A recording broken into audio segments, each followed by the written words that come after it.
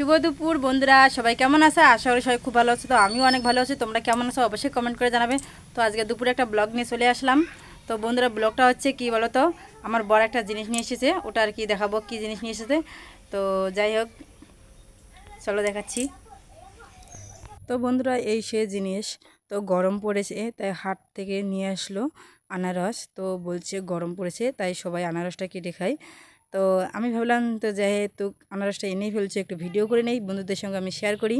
তো দেখো বন্ধুরা, আনারসটা আমার বর কাটতেছে আর আমি হচ্ছি ক্যামেরাম্যান। তো যে কোনো জিনিস হোক আমি তোমাদের সঙ্গে সবটাই শেয়ার করি। তো আনারসটা এনেছি, তাও এটাও আর কি ভাবলাম তোমাদের সঙ্গে শেয়ার করি, তাই শেয়ার করতেছি।